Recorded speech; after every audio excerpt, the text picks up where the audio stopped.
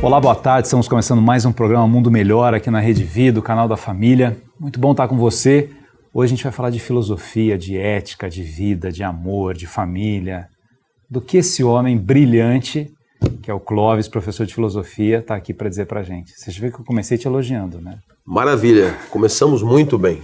Olha aqui o currículo do Dr. Clóvis de Barros Filho. Bacharel em Direito, Jornalismo, mestre em Ciências Políticas, doutor em Ciências da Comunicação, professor de Ética da Escola de Comunicação e Arte da Universidade de São Paulo e pesquisador e consultor em Ética da Unesco. Isso. Isso é bom, né?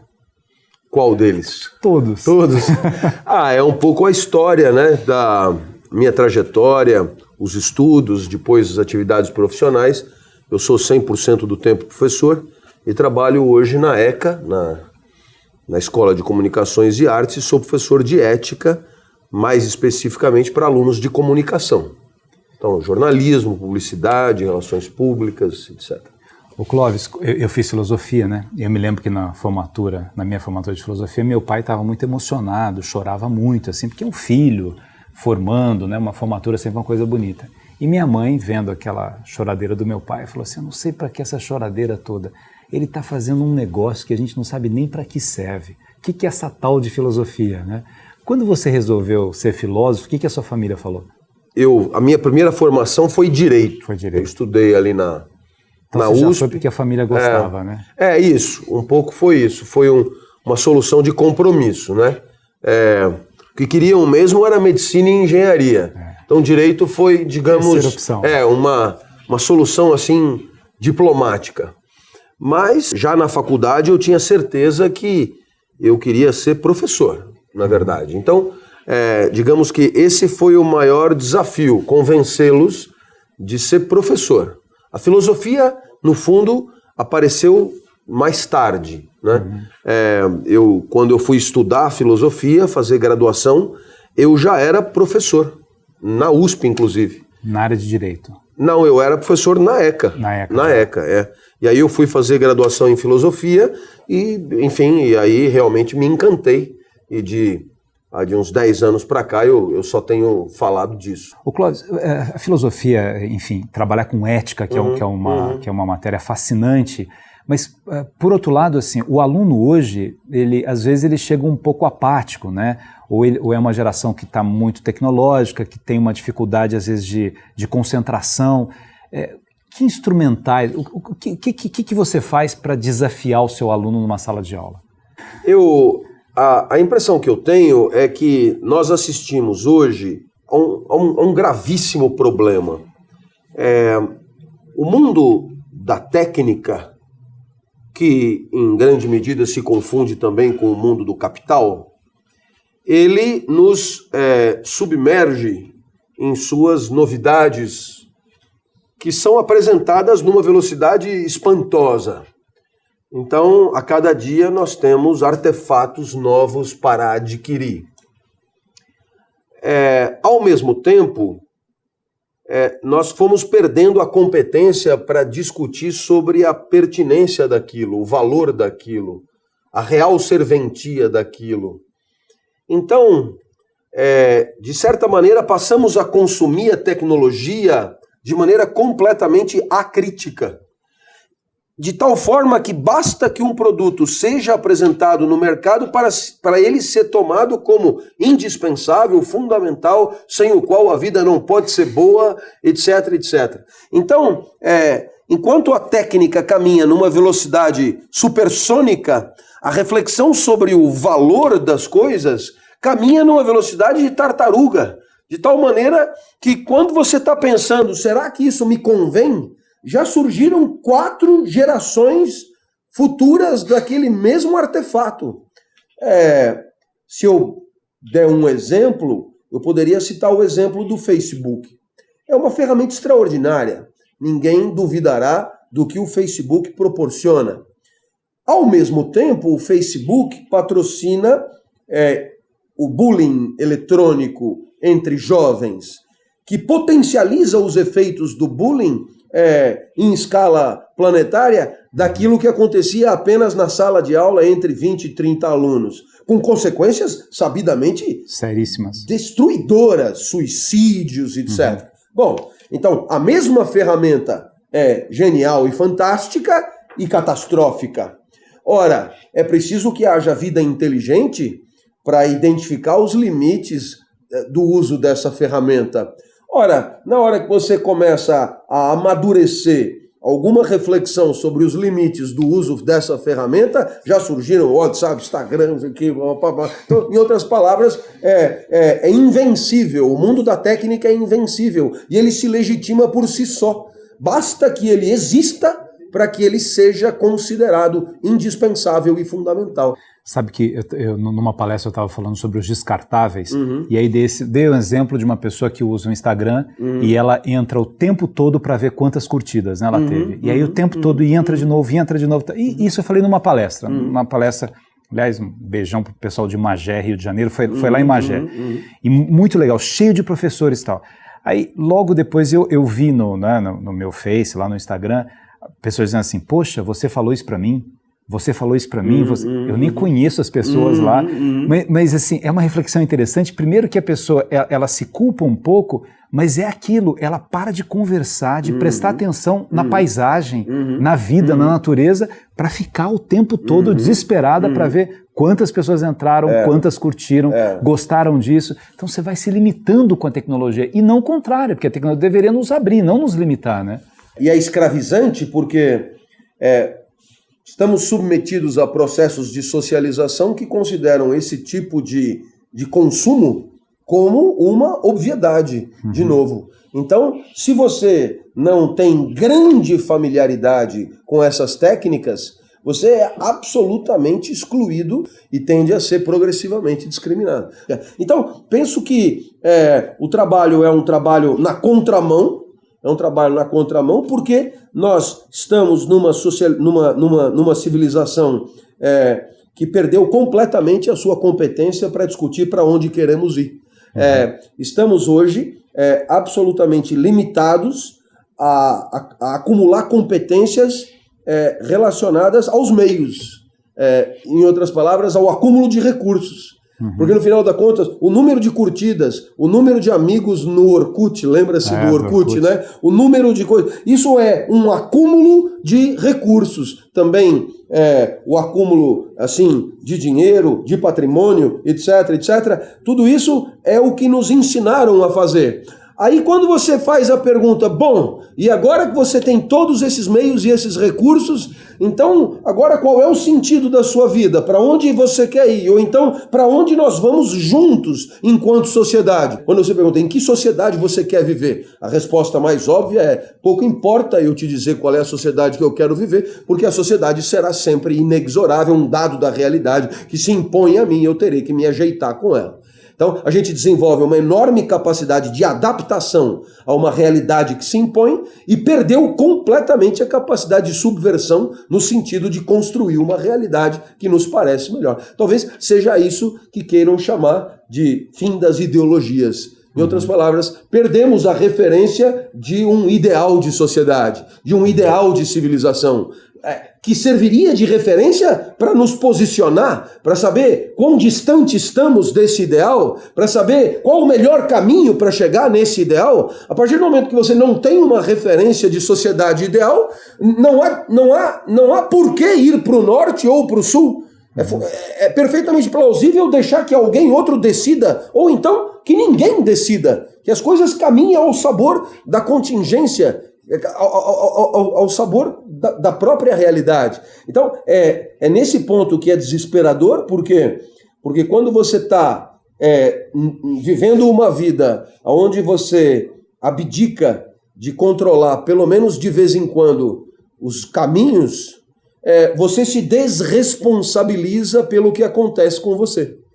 Porque, claro, quando você faz escolhas, tem consciência delas, e você decide por meios para chegar a algum lugar, você é responsável por essas escolhas e sabe disso. Quando Na hora que você vive uma vida que as pessoas estão o tempo inteiro insinuando, olha, pense o que você pensar, faça o que fizer, tudo será como sempre foi. Então, nesse momento, você levanta as mãos e diz, então eu não tenho nada com isso, não sou responsável por nada, tudo é o que só poderia ser, e de certa maneira a minha vida é uma sucessão inapelável de necessidades, né? Não há na minha vida nenhuma possibilidade de subversão, de transgressão, de mudança e assim por diante. Então eu acho que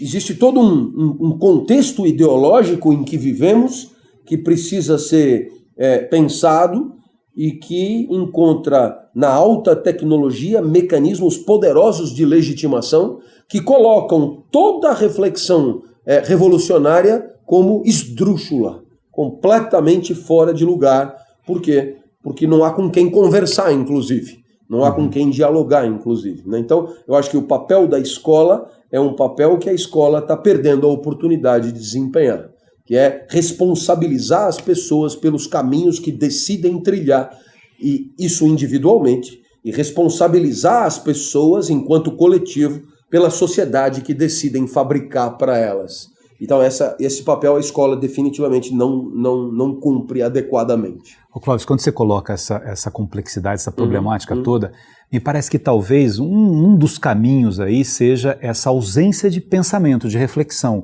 Como tudo é muito rápido e é tudo muito barulhento, né? Então um rapaz brigou com a namorada, ele liga a televisão, ele liga o som, ele põe uma coisa, ele liga para alguém, ele reclama, ele fala, ele para e entra, mas dificilmente ele vai ficar sozinho para refletir. Será que eu quero voltar com ela? Será que é bom para a minha vida? Ou qualquer escolha que você vá fazer na vida, ela não vem precedida de uma reflexão, porque tudo é muito barulhento. A questão tecnológica é barulhenta, ou as minhas carências são barulhentas, então eu preciso falar para alguém, e eu não converso comigo mesmo. Talvez não seja isso uma das angústias que a gente tem, essa falta de... Não poderia concordar mais, né? O que eu não sei é por onde começa. Será que o mundo é barulhento e por isso eu perdi a competência para pensar? Ou será que eu perdi a competência para pensar e por isso fabriquei um mundo barulhento para não ser obrigado a isso? Não sei se você me entende. Você entra numa casa noturna, numa discoteca, é um espaço de convivência, mas a altura que a música é apresentada é feita para que não haja possibilidade de interação verbal. Isso é conveniente para quem não tem nada a dizer. Concorda comigo? Alguém leva vantagem nesse esquema. Quando você não tem nada a dizer, nada melhor do que um lugar onde seja impossível conversar. Tá certo? Então perceba que, de certa uma mão ajuda a outra. Não, tô muito bem. Vou num lugar onde não é possível abrir a boca, como eu não tenho nada para dizer. E às vezes não tenho nada para dizer, seja em questão de ideias, seja também em palavras. O vocabulário empobrecido torna o pensamento empobrecido.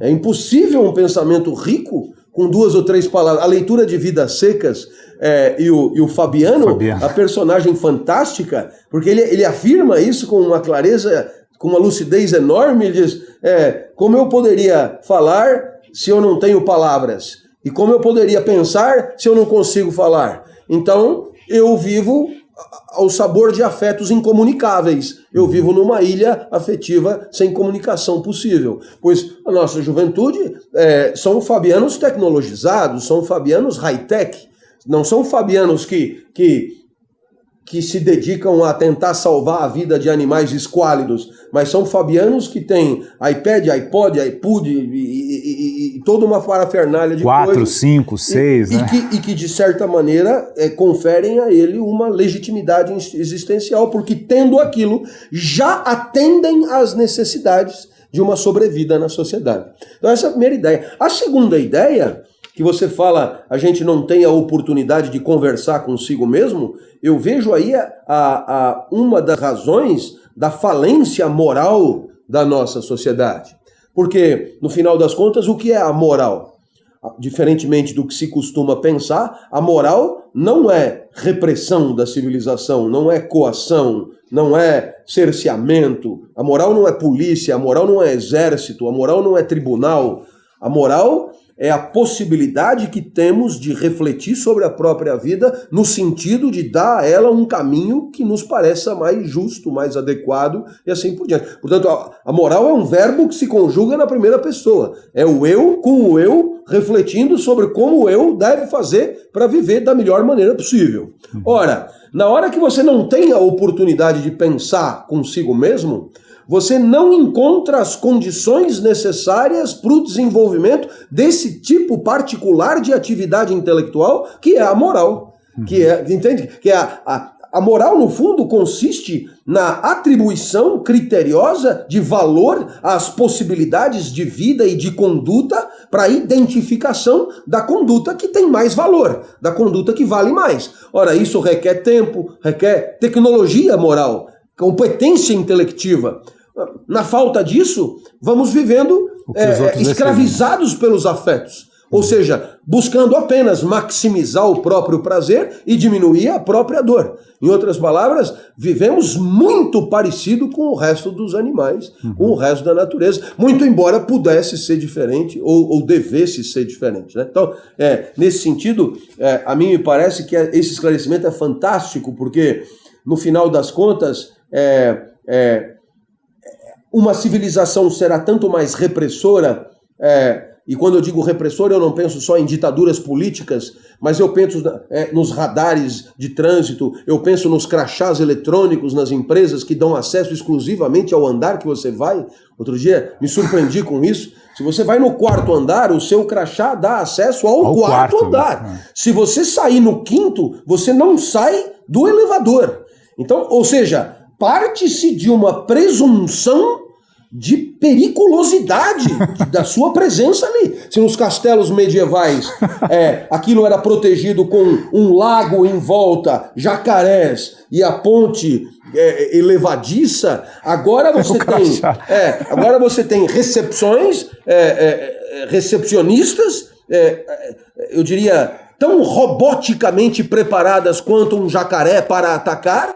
Você tem a máquina fotográfica e você tem um crachá que te dá um acesso condicionado, porque agora você não precisa ser guiado por alguém carregando um candelabro. Agora você tem um crachá que só te permitirá entrar numa porta e jamais em qualquer outra porta. Nada disso seria necessário se tivéssemos uma sociedade com formação moral adequada. Porque aí, cada um sabendo de si, cada um competente para julgar a si mesmo. Os motoristas, por exemplo, imprimiriam velocidade adequada a seus veículos, independentemente de qualquer repressão. No esquema atual, você tem um radar aqui, outro radar ali, outro radar ali, que faz o motorista diminui, acelera, diminui, acelera, diminui, acelera, porque ele só age adequadamente em função da repressão. Na hora que uma escola, você que é um conhecido educador, a escola opta por colocar câmera de fiscalização dentro da sala de aula, ela faz uma escolha, no mínimo, perigosa. Por quê? Porque, ao invés de oferecer formação moral, significa o quê? Permitir ao seu aluno a competência de pensar sobre a própria vida em qualquer situação, sobretudo no isolamento, sobretudo quando não tem ninguém olhando, né? Ou seja, a moral nesse sentido é um conjunto de coisas que você não se autoriza a fazer porque você não se autoriza a fazer, tá certo? Mesmo que você fosse invisível, você não se autorizaria a fazer. Isso é uma formação moral. Não faço porque não faço. Não faço porque não é da minha índole. Não faço porque não aprendi assim. Não faço, não é porque tem um radar. Não é porque tem uma câmera. A hora que a escola opta pela câmera, qual é a mensagem que ela passa? Não haja mal, porque você está sendo fiscalizado. Ou, se você preferir, sorria. Você está sendo filmado. Agora, qual é a mensagem subsequente a essa? Qual é a inferência óbvia? Quando não tiver a câmera, enfia o pé na jaca, porque a única razão para você agir adequadamente é a fiscalização. No momento que a sociedade abaixar a guarda, então você está autorizado a agir feito um animal. Essa é a mensagem óbvia que está sendo passada, quando na verdade deveríamos lutar por uma sociedade com mais moral e menos repressão, com mais competência de reflexão sobre a própria vida e menos agressão, controle externo, ameaça de punição, etc, etc. Acho que fiquei claro, né? Então, nesse ponto... A gente volta daqui a pouco a essa conversa deliciosa com esse professor. Vamos falar um pouco de ética no próximo bloco, pegando esse conceito bonito colocado aqui sobre moral. A gente já volta.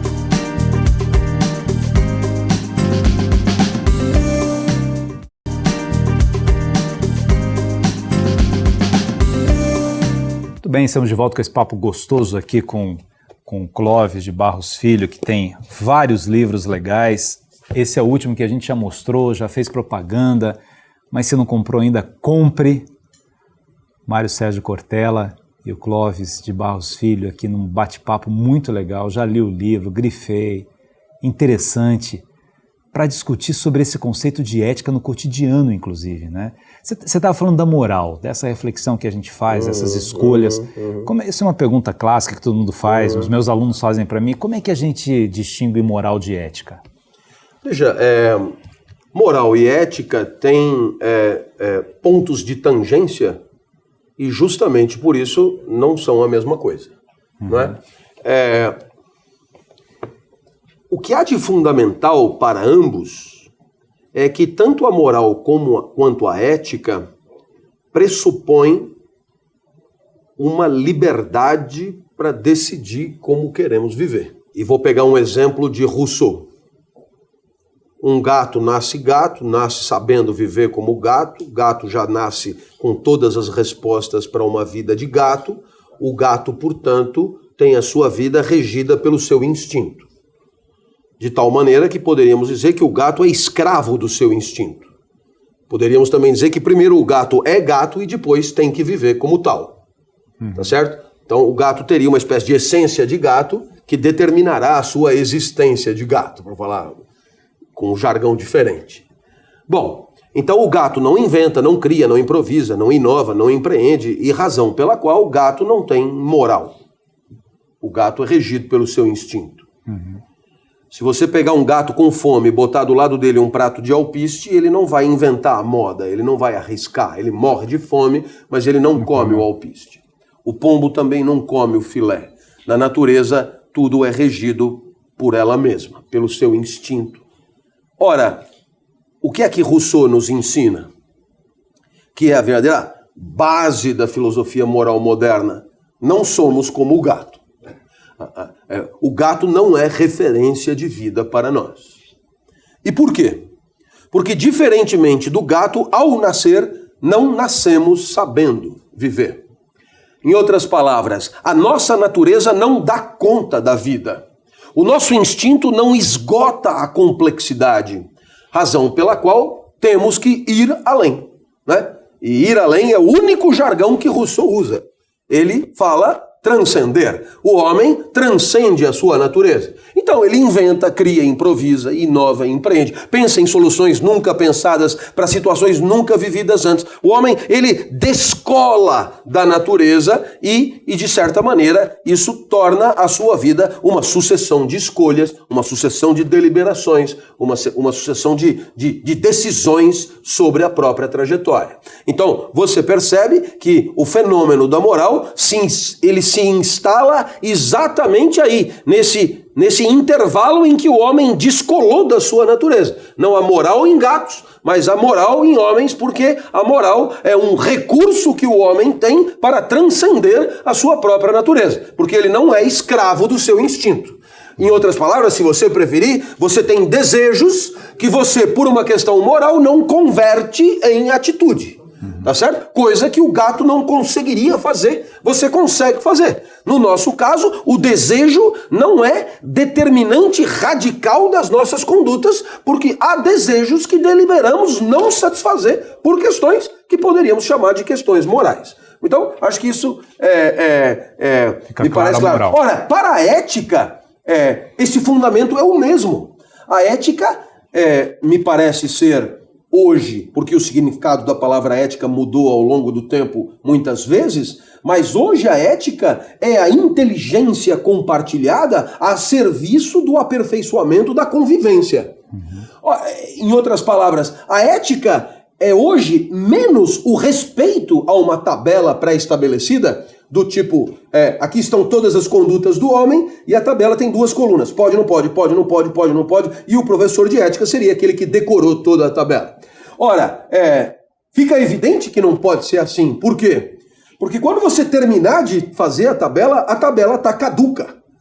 Porque no mundo de hoje, é evidente, no dia seguinte você é defrontado com uma situação que nunca existiu, ela é inédita, e a tabela não contempla, por exemplo, a questão do Facebook, que eu acabei de apresentar. Que Rousseau não falou disso. Nem Rousseau, nem Platão, nem Buda, nem Cristo, nem Maomé falaram sobre o Facebook. Esse abacaxi, quem tem que descascar somos nós. Então perceba que a ética é essa, além de um respeito pelo que combinamos, a ética é uma disposição para participar da definição do que vamos respeitar. Em grupo, coletivamente. Então, a ética a meu ver, hoje se confunde com um grande espaço de argumentação, um grande espaço de debate, um grande espaço de discussão, onde argumentos diferentes, muitas vezes escorados em interesses diferentes, são apresentados e,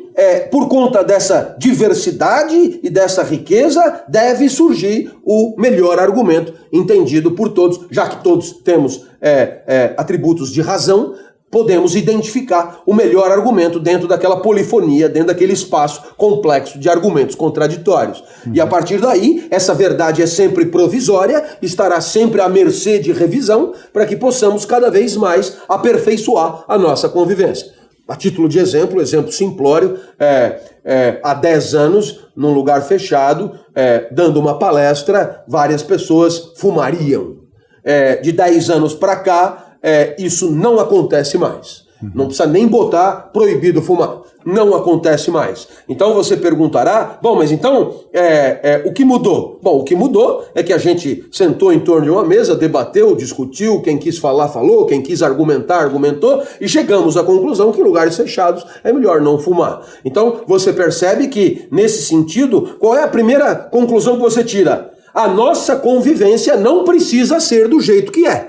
Essa é a prova. Ela pode mudar. A hora que você diz isso, perceba, Chalita, é incrivelmente emancipador, libertador. Você virar para as pessoas e dizer, olha, a nossa convivência não é a melhor possível e ela pode ser aperfeiçoada porque ela pode ser outra. Então a pessoa é obrigada a pensar, poxa vida, se eu ocupo um papel social onde eu sou vítima de humilhação no trabalho, onde a inferioridade simbólica e social que é a minha se traduz em constrangimentos permanentes nas minhas relações sociais, onde o que é que eu estou te dizendo? Não precisa ser do jeito que é. Nem sempre a sociedade conviveu de forma a se orgulhar, de forma a ser merecedora do seu... Né? Não, eu disse nem sempre para ser suave com o telespectador. A verdade é que a história da convivência humana é a história da exploração, é a história da indignidade, é a história do massacre, da escravidão, da humilhação de uns pelos outros. E, portanto, é evidente que se existe a possibilidade de a convivência ser diferente, cabe a nós reformá-la, a nós transformá-la. E aí a ética se torna uma verdadeira janela aberta para o devir. Em outras palavras, é diante de um mundo novo que temos que decidir como queremos conviver. Não se trata tanto de respeitar verdades absolutas consolidadas no passado, mas de trabalhar para identificar quais são os princípios de convivência que queremos respeitar. Nós, de carne e osso, numa convivência de carne e osso. Não sei se me acompanha. Exatamente. Então, nesse sentido, eu não tenho medo de errar, que uma formação ética consistente está longe de ser uma formação em que decoramos 3 ou 4 fórmulas de vida consagradas como indiscutivelmente certas. Não. A formação ética pressupõe a certeza de que os valores são complexos, eles são contraditórios entre si.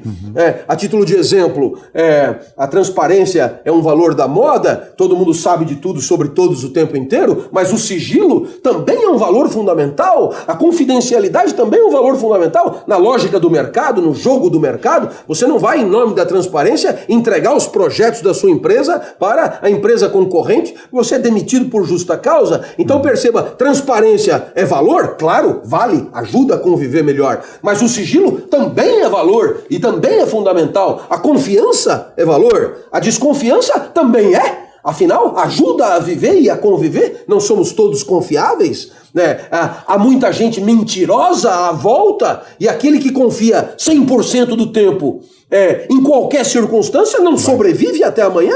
Sente, estamos aqui na rua República do Líbano, sente ali na faixa de pedestre, de costas para o trânsito, e você verá o quanto a confiança exagerada pode abreviar a sua existência tristemente. Então, cada valor que você considerar terá o seu contrário como problematização possível. E a ética é essa formação intelectual para que possamos, de fato, diante das circunstâncias da vida, refletir sobre os princípios de convivência possíveis para identificar aquilo que mais nos convém. E é sempre uma identificação coletiva, jamais uma identificação tirânica, jamais uma identificação que dê conta apenas de um ou dois interesses em detrimento do resto que muitas vezes acanhado acredita que tudo tem que ser como sempre foi. Não sei se me acompanha. Então, nesse sentido, a ética tem uma dimensão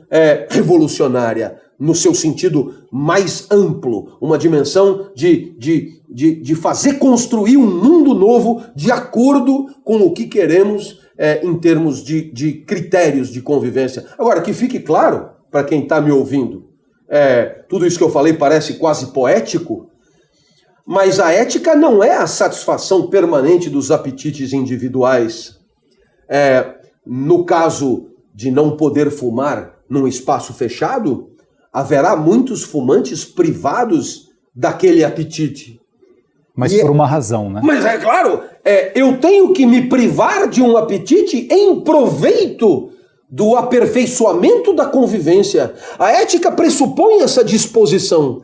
Me entende? A ética pressupõe esse mínimo denominador comum de boa vontade. De dizer, bom, aqui eu abro mão em nome da convivência, na certeza de que outros abrirão mão de outras coisas em nome da convivência. E aí, partindo dessa premissa, podemos construir uma convivência melhor. Na hora que os ânimos se acirram e cada um, de maneira muito truculenta, busca preservar apenas os seus apetites, os seus interesses, nós regredimos para um estado de natureza que pouco ou nada tem a ver com a ética. Portanto, ética é um espaço onde você tem que abdicar em nome de um ganho que é um ganho coletivo. Em outras palavras, a ética é sempre a vitória da convivência sobre as delícias da vida singular. É sempre a vitória do interesse público sobre as delícias dos interesses privados. É sempre a vitória da vontade geral sobre as delícias das vontades singulares deste ou daquele agente social. E aí, é claro, na hora que você vive numa sociedade onde todo mundo naturalmente está acostumado a fazer isso, a abrir mão dos seus apetites em nome de uma convivência que é considerada por todos de fato relevante, fica mais fácil, desde criança, aprender a discutir, a argumentar e a respeitar o que foi decidido. Mas na hora que você vive numa sociedade onde o que você assiste é cada um por si, onde o que você assiste é cada um querendo levar para casa a maior fatia do bolo. E às vezes o bolo é bolo mesmo. Aniversário da cidade, você vai com um saco de lixo.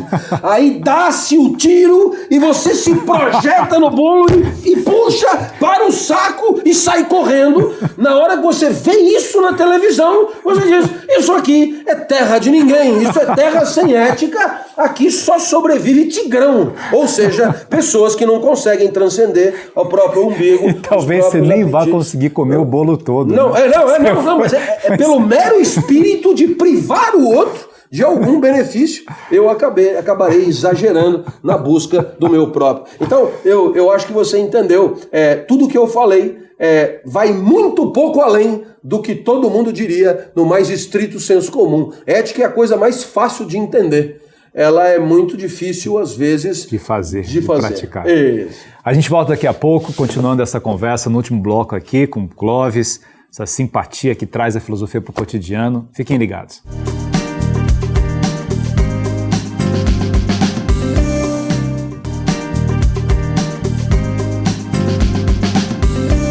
Estamos de volta aqui, programa Mundo Melhor, hoje entrevistando o professor Clóvis de Barros Filho, falando de ética, filosofia, moral. Quero pegar 2 exemplos que você colocou para a gente refletir um pouco mais. Um é o exemplo da pessoa do crachá, lá daquela atendente que é meio robótica, né? É interessante que isso acontece em vários serviços e as pessoas são treinadas para darem aquelas respostas. Nada contra a pessoa que trabalha nisso, mas talvez contra o treinamento. E às vezes essas pessoas irritam as outras porque não tem reflexão, é tudo... Você, talvez no treinamento, diz assim, quando você responder àquele cliente lá da companhia aérea, responda sorrindo. Então a pessoa fala, e o meu voo? Está 4 horas atrasado. E dá um sorriso para dizer que está. E você quer matar aquela pessoa por causa disso, claro. Por esse processo de formação, né? A outra questão, essa que você falou do bolo, que é muito boa essa imagem, mas... A gente é competitivo mesmo, você acredita nisso? Sim, você quer pegar, você quer levar vantagem, ou a gente foi treinado para isso? Será que é alguma coisa que a gente nasce com isso, o ser humano nasce com isso, ou o tipo de educação que a gente foi tendo faz com que a gente queira levar vantagem sobre as outras pessoas? Bom, a resposta não é simples. Não, nada disso é simples. Eu começo lá com a recepcionista. Lembro-me de uma visita a uma empresa onde eu ia dar uma palestra, a moça me recebeu e me recebeu de forma particularmente protocolar. Ela parecia virtual mesmo, não a figura de computador. E aí então ela perguntou para mim, qual é o seu nome? Eu falei, Clóvis. Ela, da onde? Aí eu disse... Essa pergunta é de uma complexidade incrível. Como assim, da onde? O que você me pergunta parte da premissa que eu seria propriedade de algum lugar ou de alguma instituição, o que não procede. Portanto, sou Clóvis de lugar nenhum. Aí a pessoa já olhou assim para mim e olhou de lado, eu ainda não tinha visto a figura. Ele olhou de lado, aí ela abaixou de novo, etc. E continuou. Aonde o senhor vai? Eu falei, vou falar com o presidente. Assunto. Falei, a vida que vale a pena ser vivida. Aí ela olhou de lado de novo, né? Achou estranhíssimo. Como assim? Falei, bom, aí exigiria que eu falasse durante 2 horas para você sobre... Mas, normalmente, o que eu vim mesmo dizer é que a vida é de fato dura, mesmo a dele, muito difícil, e que não há nenhuma fórmula que possa trazer felicidade. Aí ela pegou e falou, e o senhor não veio vender nenhum produto? Aí eu resolvi aloprar. Eu falei, vim. Na verdade, eu pertenço a KGB, loja de produtos eróticos em atacado, e trouxe uma série de produtos que estão aí fora. Aí ela, e vão para onde? Vão também para a diretoria. São 500 ou 600 artefatos destinados ao prazer que acompanham a minha palestra. Nisso se aproximou definitivamente aquele que ela chamava, era um segurança. E o segurança então me deu a notícia de que eu teria que me retirar.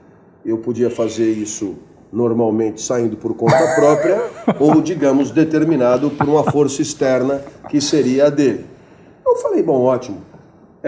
Só alertei. Avise o presidente, porque ele está me esperando, e explique que vocês não me deixaram entrar porque eu não acertei o questionário de vocês. E fui embora. Aí eu estava saindo por ali, e aí eu vi o fulano esbaforido, esse mesmo que ia me expulsar, correndo atrás de mim. Por favor, volte. Eu imagino o que deva ter acontecido. Ligaram, né? E devem ter dito assim, olha, ou o professor volta, ou você também não precisa voltar, né? Bom, aquilo foi muito interessante para eu enxergar uma série de coisas. A nossa formação, de uma maneira geral, ela é insuficiente para as funções que nós esperamos dos profissionais. Eu estou convencido disso. De tal maneira que, como, digamos, a capacidade de discernir, de argumentar, de atribuir sentido caso a caso é muito acanhada, desenvolveram-se protocolos e processos. Esses protocolos e processos são destinados a suprir uma incapacidade intelectual, digamos, de resolver problemas na sua complexidade. Porque cada pessoa que chega ali é uma pessoa diferente, com um problema diferente, numa situação diferente. E isso exige uma certa competência para estudar, digamos, essa complexidade. Como o recepcionista, enfim, que é só um exemplo, né? Ele pode não ter essa competência, desenvolvem-se protocolos com vistas à simplificação da complexidade. E é exatamente esse, eu diria, o traço distintivo da nossa sociedade. Você é desrespeitado na tua riqueza porque você é apequenado para se encaixar num protocolo que é, digamos, apto a cuidar de qualquer caso. Enquanto você não for convertido ao zero absoluto, ou seja, a semelhança radical com qualquer outro caso, você é um problema. E quando o problema parece complicado demais, você tem que botar na lixeira. No caso da recepção, é chamar um guarda-costas para excluir. Para jogar fora. Não se deixou. Complexo demais. Não entrou no sistema. É um problema de sistema. Você é um input indesejável. Então você cai fora, porque para entrar no sistema é preciso se encaixar nas categorias do sistema. Não sei se me entende. Eu vou te dar um segundo exemplo disso para você se espantar. Se você abrir o livro A Vida que Vale a Pena Ser Vivida na sua advertência, né, eu acho até que eu posso ler pelo menos o último parágrafo da advertência, né? E aqui diz o seguinte: você ainda está na livraria, tomou este livro da estante para folhear, atraído pelo título, A Vida que Vale a Pena Ser Vivida, a caminho do caixa. E aí eu digo, não se precipite. Você supõe que a leitura oferecerá soluções para a sua vida?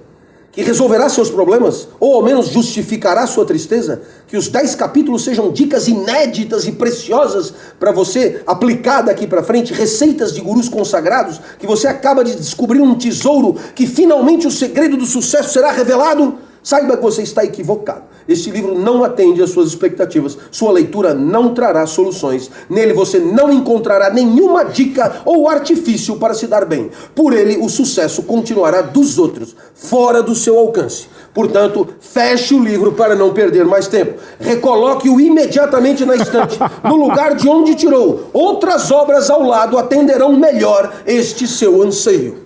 Deixe este exemplar para outro leitor, menos esperançoso, mais desconfiado dos programas de existencial. Tá entendendo a balada? Isto não são dicas para se dar bem, isso não são dicas. Pois muito bem, esse livro esteve no ranking em algum momento dos mais vendidos. Em que categoria? Autoajuda. Por quê? Porque é a única categoria que eu conheço. E muito embora eu tenha passado uma advertência inteira dizendo que não importa a categoria que eu conheço, é nessa que você vai ser inserido. Qualquer professor de filosofia que venda bem, eles colocam em autoajuda. Em autoajuda. Se vendeu bem, tem uma inveja aí também, coloca em autoajuda. Você pode dizer que não é. Aliás, a categoria num ranking é autoajuda e esoterismo. Esoterismo, exatamente. Isso mas aí você vai ler, não tem absolutamente nem de autoajuda, nem nada contra o esoterismo, não tem nada. É uma campanha contra. Mas não importa, porque você é vencido por processos de simplificação, ou você se amolda, ou você será ejectado. A segunda pergunta que você fez diz respeito à questão do bolo. Somos desejantes. Isso, desde sempre, somos potência, somos energia, e a nossa potência se encontra com objetos de desejo, e aí vamos atrás. Somos sempre desejantes. O desejo é a nossa maior essência. Acontece que não somos só desejantes. Em outras palavras, convivemos e somos dotados de razão, estamos inseridos num contexto social e civilizatório que nos ajuda a direcionar a nossa libido, as nossas pulsões e a nossa energia desejante para troféus legítimos, para objetos de desejo toleráveis e aceitáveis. Então, esse é o trabalho da civilização, princípio de realidade, se você preferir, é direcionar o nosso tesão para aquilo que não vai causar problema na sociedade, tá certo? Então, todo indivíduo que, por exemplo, busca a satisfação do seu prazer sexual à revelia da aceitação dos demais, é um erro de civilização. Ele tem uma energia que não foi adequadamente canalizada para troféus legítimos e autorizados. Então, nesse ponto eu queria chamar a tua atenção.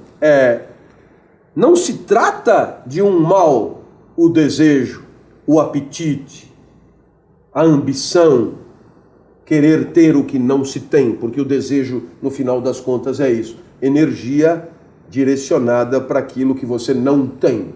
A condição do desejo é a falta. O desejo é sempre pelo que não temos, pelo que não somos, e sempre haverá o que não temos. Portanto, é normal que desejemos o tempo inteiro. O problema não está aí, em desejar. O problema está em fazer do próprio desejo o único mote de convivência. O problema está em desejo sem amor, se você preferir. Sem escolha. Sem escolha. Mas aqui eu queria trazer a ideia do amor. Eu sei que você é um especialista. Os filósofos, alguns, dirão: o homem é potência de agir, libido, vontade para Schopenhauer, conatos para Hobbes, elan vital para Bergson, o que você quiser.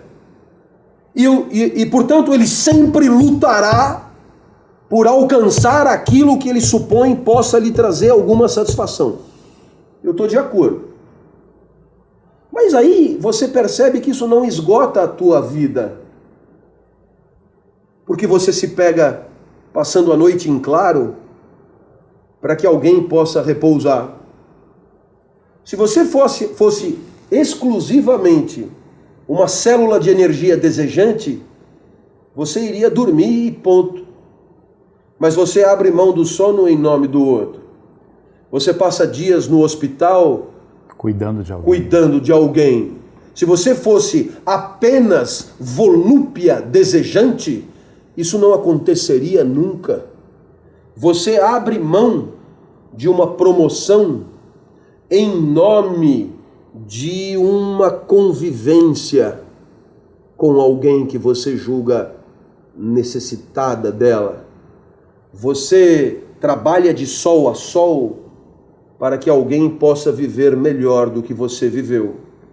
Então você que está me ouvindo, se você, como eu, é alguém que trabalha 12, 14, 15 horas por dia, para que uma outra pessoa possa ter condições de viver melhor do que você, então você tem que admitir que você não é só uma célula desejante em busca de prazer. Você é capaz de amar, você é capaz de colocar a vida do outro em primazia em relação aos teus próprios prazeres. E essa é uma ideia incrível que você tem que considerar porque faz parte do teu cotidiano. Não é uma ideia filosófica sem sentido. Eu estou falando de você que fica 4 horas numa festinha de aniversário, às vezes tendo que conversar com pais de outras crianças que não comungam com você de assuntos, de repertório, em nome do sorriso da criança que você ama. Então você não é só desejo. Se você fosse só desejo, você já tinha caído fora, você já estava em outro lugar, você já estava tendo prazer com os amigos, tomando uísque em algum bar da sua preferência, mas você não. O tempo inteiro você abre mão do que te traz prazer em nome do prazer do outro. E se você acha que isso só funciona para criança, pois filho pequeno, etc., pois então, que tal pensar no professor? Somos professores e o sentido do nosso trabalho Só pode estar no aluno. Ninguém dirá que o sentido do trabalho do professor está no seu enriquecimento, porque seria uma basófia, uma pândega. O sentido do trabalho do professor não pode estar no próprio prestígio, porque o professor é achincalhado pela sociedade e quando se mete a fazer uma greve é condenado por atrapalhar o trânsito onde ele faz a greve. Então não há prestígio social, não há compensação simbólica, não há compensação econômica. Pois então você me perguntará, o que faz uma pessoa abraçar isso senão o fato de perceber que o próprio trabalho tem como único e maior sentido a formação do aluno, o sorriso do aluno, o entendimento do aluno, o interesse do aluno, a vida melhor do aluno. E agora não é filho pequeno, agora é quase qualquer um, porque você tem alunos que passam que às vezes você não sabe nem o nome, é o que alguém já falou de o próximo, é qualquer um que se aproxima, é rigorosamente amor por qualquer um. Então, o que eu te diria, respondendo tua pergunta, somos desejantes? Somos. Somos potência que busca potência? Somos. Somos imperialistas e queremos mais? É verdade, desde que não haja amor. Porque quando houver amor, recuamos placidamente em nome da potência, da alegria, do sucesso e do desabrochar da vida daquele que é o objeto do nosso amor. Então, você tem que admitir que se desejo faz parte da tua vida porque você quer crescer, o amor também faz muito parte da tua vida. E posso te garantir, se você algum dia se deu conta que o grande barato da vida é você esticar a mão e proporcionar a diminuição do sofrimento de alguém, você entendeu a verdadeira condição para que uma vida possa valer a pena ser vivida. Maravilha!